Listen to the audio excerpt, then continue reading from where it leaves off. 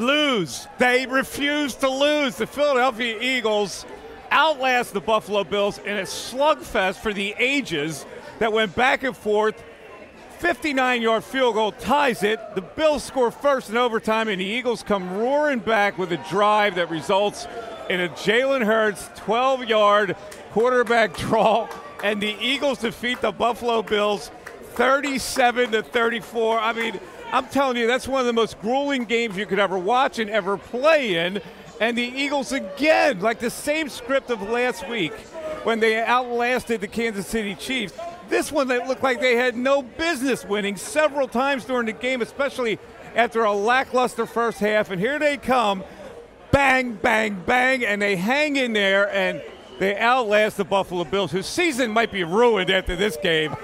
It is the Pond Lehocky post-game show, and we are live from Ocean Casino. I'm Mike Missinelli with Mark Farzetta, Bill Colarulo, and, of course, the All-Pro Seth Joyner. Fellas, I don't know, man. I'm just totally exhausted, and there's so much to unpack with this game. So I'll let you start and unpack it. Well, I mean, there's a lot to unpack in this huge suitcase here. But the bottom line is I feel like you saw two teams today, and you see why their seasons have gone in opposite directions. The Bills still haven't won back-to-back games since Week 3 and Week 4 of this season because they consistently find ways to lose games. At the worst possible time, a guy like Josh Allen finds a way to blow a game for his team. As great a game as he had, the one big play that he should have made, he didn't. Throwing the interception that was picked off by the Eagles, they were able to turn it into points, which was huge. Then on the other side of things, the other story you tell here is the fact that the Philadelphia Eagles just find ways to win. And sometimes the will and sometimes the bigger play is better than the team that makes more plays. The biggest play of this game was made by Jalen Hurts in overtime, and also, of course, the 59-yard field goal on the swamp of a surface that was Lincoln Financial Field by the greatest kicker in Eagles history, Jake Elliott. Unbelievable. I got to get Seth here. Seth, you're being awful quiet over there. And I know we just watched the same game and we're going, oh, my God, are you kidding me? This happens, that happens. I mean, 2 false starts by Jason Kelce in the crux of the game, and they still survive that because Elliott picks them up, and they go into overtime. And Buffalo actually has a chance to win in overtime. It looked like Diggs cut off the route, and he went outside when Josh Allen was expecting him to go inside, and that was probably going to be a touchdown that ended the game. What's your spin on this whole thing? You know, I'm somewhat in disbelief of what I just watched myself. But, you know, I said last week that I'm done, you know, overly criticizing this team because the one element that they have, and you can talk about, we can go and look at how many yards the Buffalo Bills amassed on this team today and look at how few yards the Philadelphia Eagles amassed against the Bills today. And when you look at it, you would say to yourself, there's no way in the world that the Eagles won that game. The Bills ran 27 more plays than the Eagles ran today. But you know the one thing that the Philadelphia Eagles know how to do, and it's the thing that makes them the most dangerous, they simply know how to win. And when the chips are down is when they play their best. They kind of flounder, and then when the chips are down, they come through and they make plays where they have to make plays. The key players make the plays. Jalen Hurts accounted for 5 touchdowns today, 3 through the air and 2 on the ground. You know, it's about time for the national media to step up and give Jalen Hurts and the Philadelphia Eagles their due. They have won in every conceivable way this year, and they are now 10-1, the only team in the National Football League with double-digit wins. Bill, let me throw this stat at you. Because Josh Allen accounted for 505 yards of total offense and 4 touchdowns. 4 touchdowns, and they lose the game. Seriously, he threw for 430. He rushed for 81 more yards. He ran for 2, threw for 2, and they lose to the Eagles. You look at all of the stats in this game, and Buffalo should have won. But with this Philadelphia Eagles team and Jalen Hurts, you could throw the stats out the window because it can't be overstated. Sometimes it gets overstated about the intangibles. People always talk about intangibles with players. The intangibles with Jalen Hurts are real. This guy never blinks in the face of adversity, and I can't wait to see the stats. You've been seeing it floating around Twitter for the past couple of weeks about what he's done when they've been tied or down in games. He did it again tonight. What a performance when Jalen Hurts needed to perform. I'm lost for words. We talk about third down efficiency. Buffalo went 13 of 22 on third down. Eagles went 4 of 11. That in of itself should have been, they didn't win this game. But Jalen Hurts, man. Jalen Hurts. Me and Farzi we were shaking up here watching the overtime. I'm bewildered. I should stop reacting like this is unusual because they do it every week. And you look at, they were so down and out in the first half. It's 17-7, and it should have been a lot worse because there were a couple calls that Buffalo did not get and a couple opportunities that they squandered. The Eagles come back, scored a touchdown in the third quarter, scored 2 more touchdowns to take the lead, and you're thinking, okay, well, here we go. But the Bills come back, and the touchdown that puts the Eagles ahead, and we're talking about what Josh Allen does. Okay, we just gave you his statistics, but his interception is what leads to the Eagles taking the lead at 28-24, and you're thinking, okay, they're fine now. But the Bills came back and scored a touchdown of their own, and I didn't know what to think at that point because at that point it's 31-28, and the Eagles are trying to get the ball down the field to even the score, and they didn't make a couple plays setting up a 59-yard field goal. Now, what did I say? What did I predict? You stood right there and told me he's making this. Many times over. I don't care about the spongy ground. This dude is going to make the field goal. He hit a smash, which would have gone for 62, and then ties the game. And even in the overtime, when Buffalo scores first, I said, okay, well, their luck's got to run out at this point, and it never does. No, this is the crazy thing. You go back to 1999. You look at the stats, and this is a perfect example of something I like to say.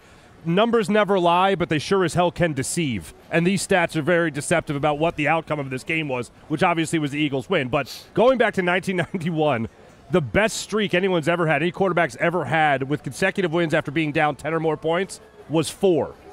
Jalen Hurts has 8, okay? Double the amount. That is an incredible streak, and it's because of that you can never truly count the Eagles out of a game. And what do you look for in a franchise quarterback every single game? You always want that chance to win. Even when you feel like the stats are going against you and the other team is outgaining you like crazy and getting third down conversions like crazy and you're turning the football over in the first half twice, you always want to feel like you have a chance to win that game. Jalen Hurts is the guy that gives you a chance to win that game. And Seth, he looked terrible in the first half. It looked like he wasn't even there. He didn't want to play for some reason today in that first half. What flips it for him? Listen, I think that, and I talked about it last week, I think that this coaching staff does a great job of making adjustments on the move. There were times last year where I didn't feel like the coaching staff made great in-game decisions. But when I'm looking at both sides of the ball, both of these coaches actually make really good decisions.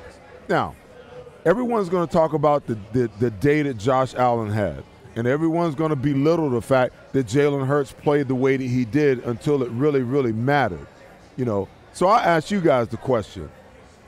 And I know it's kind of off the beaten trail, but I'm trying to give due where due is deserved. The most important tangible for a quarterback. He can have a strong arm. He can run. He can read all the defenses. He can make all the right checks. He can do everything the right way. But the most important intangible is his ability to get you to the finish line and help you win football games, okay? If Jalen Hurts isn't the leader in the clubhouse right now for MVP of the National Football League, I'm not so sure that I know who should be. Plain and simple. Plain and simple. I mean, what is that? Farzi, I think you gave a stat in pregame. This is now his 14th straight win against a winning team. Yeah. Against a winning team. Are you kidding me? I mean, that might be – is that something – that's an all-time record. That's a record and the youngest person to do it. It's a record. Even before – when he tied the record, he was the youngest to ever do it. Now he has the record. So, I mean, come on. Jalen Hurts deserves a lot of credit, man. He deserves a lot of credit. This guy is at his best when the chips are down. It's one thing to be able to do it when everything is going right, when you feel good and everything looks good and everything is good. It's one thing to get it done when everything is rolling the way that you want to get it rolling, okay? The hard thing is, how do you when everything is going against you and everything is wrong, how do you flip the switch? Most quarterbacks can't do that. He got sacked 5 times last week in the first half, and the guy just got up and kept firing. He had, what, 90 yards, 99 total yards in the first half, and the guy goes into the second half and he goes into a phone booth and comes out with a Superman Kelly Green suit on. Are you kidding me? There was a point in the first half where Josh Allen had thrown for 209 yards and rushed for 49 more. Hurts stats at the time, 4 for 11 for 33 yards. And the Eagles were giving up third downs like it was candy. 3rd and long, 3rd and 10 they give up. They give up a 3rd and 9. They give up a 3rd and 7. And Buffalo keeps committing penalty after penalty after penalty. And you're going, at 17-7, you're going, my God, Buffalo should be ahead like 30-7 here in this game. Yeah. And so that's part of the reason the Bills are where they are. They didn't put the Eagles away in the first half when the Eagles were just begging to be defeated that way, begging to be pounded, and they allow the Eagles off the mat. And at 17-7, that quickly was 17-14, and they had life. Yeah, it's the evidence of the Eagles not supposed to win this game was mounting after the first half. I mean, you pointed out some of the numbers there. Again, it was 40 rush yards by Josh Allen in the first half to only 33 passing yards from Jalen Hurts. He ended the first half 4 of 11 throwing. They had unable, by the way, to convert on a 3rd down. They had no business winning this game, but they were able to get the turnover that they needed, that Josh Allen has now thrown 8 consecutive games now with an interception, which is horrendous for him. Obviously, Jalen Hurts had an interception as well as 10th of the season, but they just found a way, no matter what, to continue to stay in this game and come up with the clutch play. And the Bills, of course, turned 2 Eagles turnovers into 14 points. And again, there was a part at the end of the first half, and I wanted to get your guys' take on this because I thought it was a really important part of the game. The Bills looked like they were driving, and they were down, and Josh Allen got called for an intentional grounding call. Now, prior to that, it was an obvious horse collar tackle by Hassan Reddick, which was missed, and then the intentional grounding call. If you look at it, he was going down and he was close to the ground. But it looked like that there was kind of a receiver in the area. Maybe about 5 or 6 yards up. It was a little right. So that set them back when it looked like they were going to score a touchdown to go in the first half with an insurmountable lead, and instead it turned into a Tyler Bass field goal that was blocked by Jalen Carter, which preserved it. I mean, this game was like so up and down. I can't even process it. And then right after that play, that's when Hurts had that bad fumble where he put it in the running back's the mesh belly, was and awful. then they end up getting a touchdown. But we talked about Jalen Hurts' stats at the end of the first half. 4 of 11 for 33 yards, and he had 2 turnovers. Second half, he goes 14 of 20, 167 yards, 3 touchdowns in the air, another one on the ground. Eagles only had 14 points through the first 3 quarters in this game. They somehow put up 23 points in the fourth quarter and overtime. They're never out of a game, ever. It's just uncanny. I can't believe it. The Eagles gave up their 14th TD of the season on a 3rd and 7 plus. Like they haven't been able to stop teams on 3rd down and long for some unusual reason. They didn't do it again today, and they still win the freaking game. I'm just speechless. I mean, you pull out anything from this game, and all it is a giant finger pointing in the direction that the Bills should have won this game. But when you have Jalen Hurts as that X factor, and you're getting big plays from Olamide Zaccheaus of all people in the end zone. That's the biggest play of the game because it's a 3rd and 15. He scrambles to the left. He throws it up. He has this uncanny ability when he's scrambling to throw it up and make a play out of it. And here's Zaccheaus, comes out of nowhere as 2 guys converge on him, including Jordan Poyer, and he snags it to give them the lead. Wait a minute. So let me help me to understand this, okay? Because if Josh Allen, Patrick Mahomes, Justin Herbert, if anybody else would have made that play, it would have been more than just, he threw it up and the guy made the play. He was pointing, telling them where to go. Well, I'm saying he has the uncanny ability of making a play like that. It was a perfect throw. Mike, he's a playmaker, man.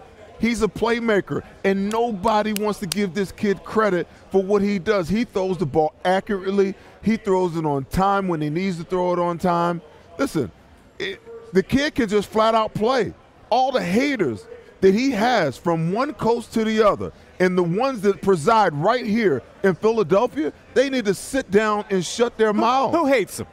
Listen, there's a lot of people. Where's the hate coming from anymore with Jalen Hurts? Listen, get on my Twitter. He's like the favorite of the MVP. Get on my Twitter page. Get on my Twitter page tonight. Twitter is not like the national perception of it. Yeah, but listen, Mike, you weren't on the pregame show. So after they beat the Chiefs last week, we talked about it on the pregame show, the three of us. After they beat the Chiefs last week, guess what? Nick Wright didn't own up to the fact that he picked the Chiefs to win the game. Then I switched over to ESPN, and all that everyone wanted to talk about on the major networks was the fact that, the Chiefs dropped the guy, McCole Hartman drops the touchdown pass that could have potentially won them the game. That's what they said. Could have potentially won them the game. Then they want to talk about all the mistakes that the Chiefs made. No one wants to talk about the fact that the Eagles won the game against the Chiefs. And here we go with the same narrative again tonight. We want to talk about what Buffalo didn't do right. Well, I don't give a damn about. No, Mike. No. I'm not having it. I'm not having it. I don't care. I don't care what people have to say about how the Eagles won the game. They won the football game, okay? And I know for a fact, because I played this game for 13 years, you only win because you earn what you get. Nobody in this league gives you anything. And I'm sick and tired of everybody always saying that the Eagles won because of this. They won because of that. They won they won because they were better than the damn Bills today. Okay. It might have taken them to overtime to get there. Arguing with that. But here's the other point. The people that don't make plays is the reason why the Eagles are better than the other teams. The fact that Zacchaeus catches that ball and Diggs takes the wrong turn on a play that should have been a touchdown, that happens to the teams that don't win. No, I get that. But, the Eagles lived in that neighborhood, too, for 3 quarters. And all of a sudden they woke up and flipped the script. And that's my point. But I'm telling you right now, when you turn on the TV tomorrow and you listen to the national broadcast, all that everyone's going to want to talk about is all the mistakes and all the opportunities that Buffalo squandered. They're not going to talk about Jalen Hurts. They're not going to talk about the 3 touchdown drives in the second half. They're not going to talk about that he drove the team 9 plays, 36 yards, and set up a 59-yard field goal. They're not going to talk about the 9 plays, 75-yard quarterback draw that now he's set up to win the game. I'm telling you right now, they're not going to do it because they want to make it about everybody else. That's why we're here to talk about it, and I don't see Nick Wright coming through that door, son. That's why we're here. I'm calling them out, though. Hey, listen, we got 2.5 hours. I'm calling them all out tonight, okay? And I want Xander to put all these damn clips up because I'm sick and tired of a 10-1 team, a 9-1 team, not getting the proper respect that they're due. All because you want to make it about everybody else, okay? The Eagles are where they are. They're 10-1 because they're just the best damn team in pro football, period. Yeah, and Seth's talking about how Jalen Hurts doesn't get the respect he deserves, which I agree. But there's another person I don't think gets any respect across the NFL, and that's their head coach, Nick Sirianni. You have to be a good head coach to be able to win the games that this team is winning. Yes, it starts with Jalen Hurts and that leadership group, but it comes from the top. And the culture that Nick Sirianni has built with this Philadelphia Eagles team, you're not winning games like this if you don't have a great culture, and that starts with their head coach, Nick Sirianni. How he's number 5 in the odds to win Coach of the Year is mind-blowing to me. And everyone says it's because they have all the talent in the world. What this team does is more than just talent. Let's talk about that.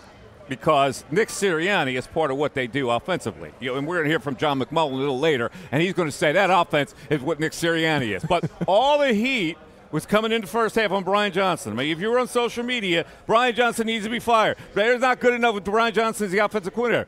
Explain to me the first half game plan that Nick Sirianni has to have his fingers in where they looked inept. Yeah, and they have no Lane Johnson, and the first thing you see is them throwing the football 3 times. That's where Nick Sirianni has his fingers on the game plan and all the play calling more than anything when it's scripted like that. And we talked about that on the pregame show as well, Seth, talking about how Nick Sirianni really shines through in that first 15, where more of the play calling is on him than it's on Brian Johnson. So see them start a game without Lane Johnson as your right tackle, which going into today you're only 13-22 in those types of games, and they cough up the football and they choke in that situation. And then in the second half of the game, where you would assume Brian Johnson has a lot more say on the play calling and has a lot more influence, that's where you start to see them have that kind of success. I'll give credit to Nick Sirianni for this, above play calling or game plan or anything like that. We all talked about this game going into it, how it was supposed to be a sort of letdown game. It was going to be an emotional game. You come off a game against the Chiefs, you're going to lose a game against the Bills before you play a game like this against the San Francisco 49ers. Whatever button it is, Nick Sirianni knows how to find it, knows how to push that button, knows how to motivate his team, knows how to keep this team focused, and then the leaders on this team take that to the nth degree. Jason Kelsey, Fletcher Cox, all these guys. They know how to make sure this team stays focused. And to also get that blow before the game of not having your all-pro right tackle, to which you're 9 games under 500 without, you find a way to make the proper adjustments, manage the game with Jack Driscoll as your right tackle all of a sudden, and find a way to win this game. Mike, you want to know what the difference is from one half to the other? What's that? The Eagles ran the ball 14 times for 69 yards in the first half, okay? 7 of those runs were by Jalen Hurts. The other 7 were by the running backs for 69 yards. In the second half, they ran the ball a total of 18 times for 116 yards. Now, I know I beat the dead horse until he comes back to life, but I will always and continue to do it. If they come into this game and their intent is to run the football, the first series they threw the ball 3 times in a row with Jack Driscoll out on the guy that's starting to lead. Three straight throwaways, by the way. Yes. 3 straight throwaways. Yes. They weren't even pattern. They were thrown away. Because you got Jack Driscoll out there all by himself, no tight end, no back to chip, 3 plays in a row, okay? I always say, yeah, they might not want to be a run-centric team. They might not want to run the football, and they might want to throw it all over the map. But when push comes to shove, when the rubber meets the road, when everything in their offense is going sideways, what do? They run the football. And for the life of me, I don't understand why you wouldn't come out and just do that. Then in their game plan early on, what is it? What compels them not to strike that kind of a balance in the first half? The analytics say that you run the football often and early, and then you get a lead, and then you throw it often and early, and then you come back late in the game and you run the ball to run the clock out. But not every game works that way, especially in a game like today. It's the same thing with the Chiefs last week. They started off slow, they decided to run the ball, boom, all of a sudden the offense starts clicking. You know, in bad weather. Same thing. You get a half, almost 3/4 worth of just sloppy football. They make a decision to start giving DeAndre Swift the ball. Boom. All of a sudden, the offense kicks into high gear. Why not do that from the beginning? You know, it sounds like you have changed your tune on the Eagles, because you're the one for most of these shows have been worried about these close games, and you're going, they're going to put themselves in a situation where they play somebody good, and because they've squandered it early, they're going to get clipped at the end. Are you off of that now? And are you throwing up your hands saying, you know what, they win? No. Talk to me after the next 3 weeks. They got the 49ers, they got the Cowboys, and Seattle. Well, after 2 weeks. I ain't worried about Seattle. Okay? Talk to me after the next 2 weeks. Because I'm telling you right now, the 49ers are legitimately their biggest foe in the NFC. There's no doubts about it. I'm not worried about Dallas because, Dallas is a front runner. If you don't believe it, go back and listen to the broadcast last week, the way they beat up on the Commanders on Thanksgiving Day. Even the commentator said this defense is built to play with a lead. So, in other words, you're telling me that defense is a damn front runner, okay? Dak plays well when things are going well. Now, if they got to go to Dallas, that's going to be a tough road to hoe. They are not going to win these next 2 football games playing the way that they played today early, because if you keep turning the ball over and keep allowing teams, what is it, 14 times they've given up points off of turnovers? 14 TDs they've given up on 3rd and 7 yards plus. You cannot continue to live like that, because sooner or later that's going to bite you. So to your point, I'm saying, yes, they're a good football team and they know how to win, okay? The Buffalo Bills aren't a good football team, in my opinion. I think they got some great players. I don't think they are what we thought they were. The Chiefs have a great player, but they're not what they've been. 49ers are for real, Yeah. okay? The Dallas Cowboys at home, the Dallas Cowboys could be a problem. The rest of the schedule, I'm not really worried about. But we'll find out, to answer your question, we'll find out in the next 2 weeks. You know, the way they show this profile every week, and I hear what you're saying, because the 49ers are formidable and the Cowboys are going to be tough at home, but I'm not even worried about that anymore. I mean, seriously, they win every week.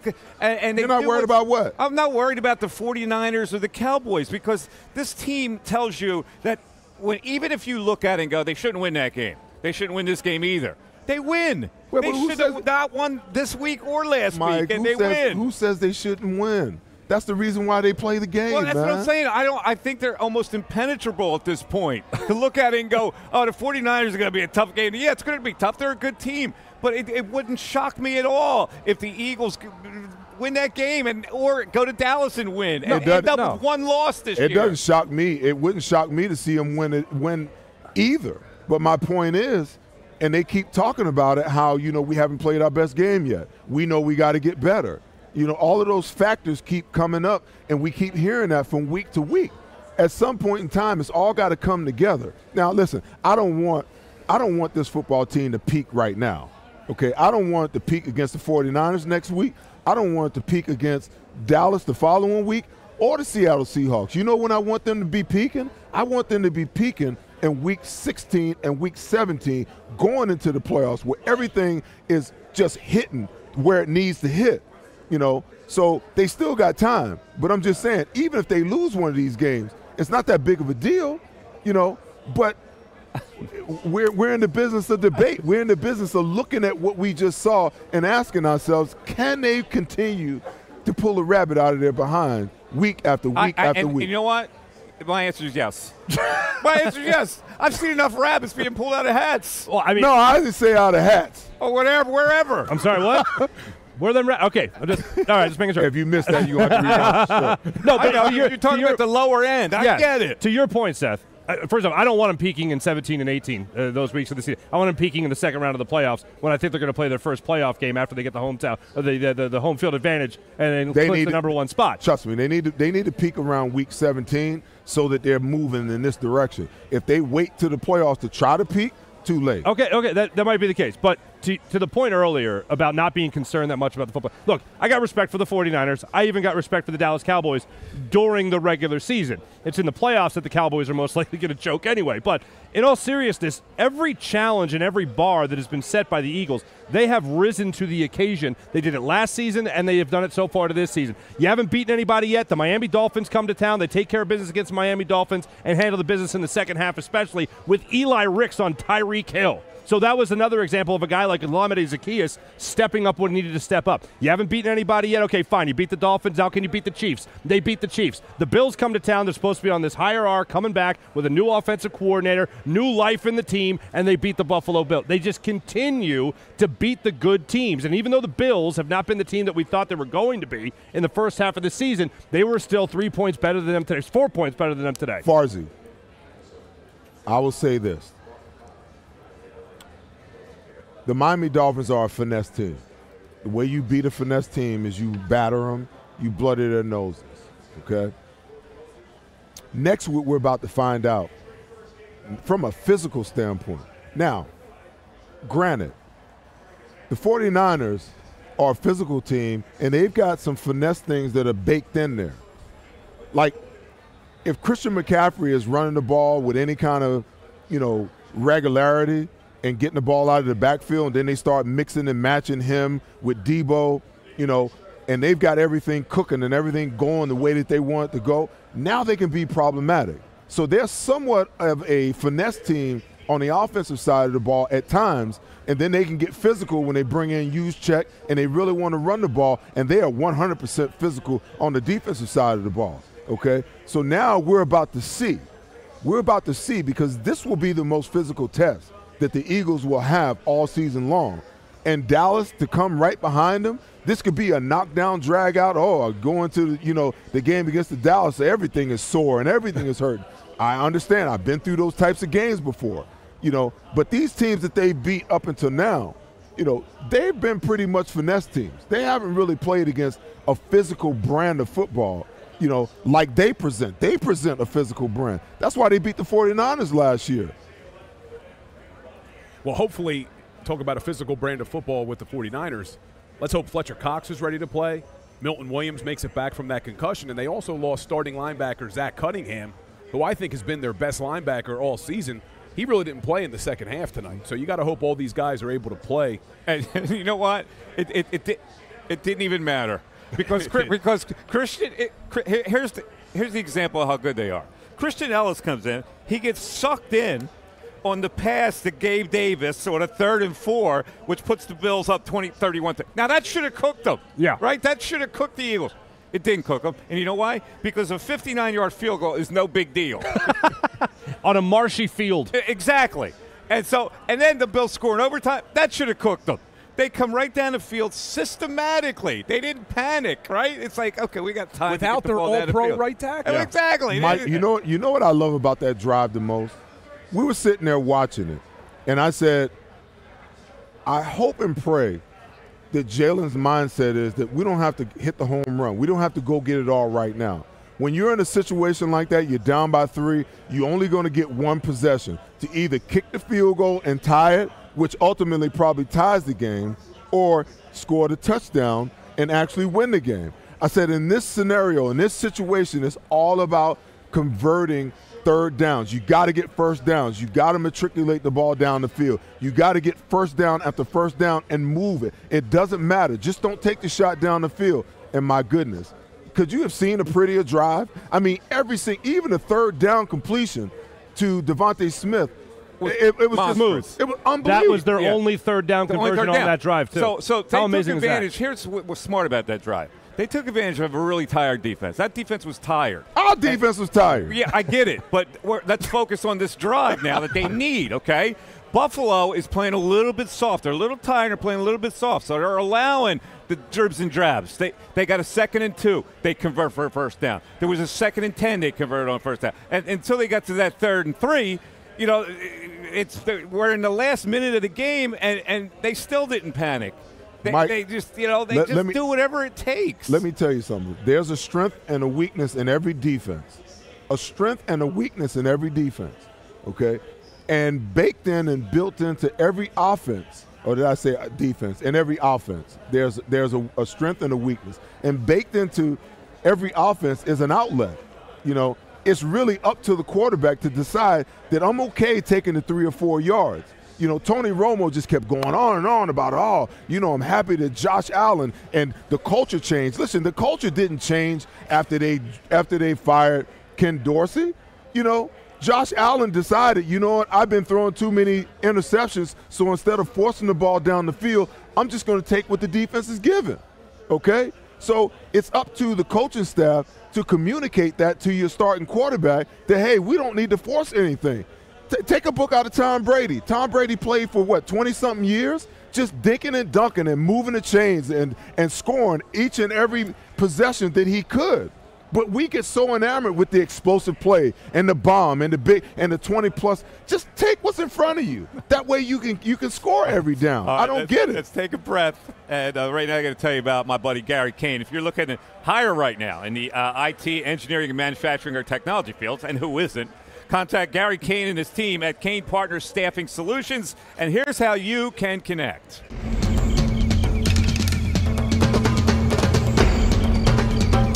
Staffing is not easy, but that's what we do every day, all day.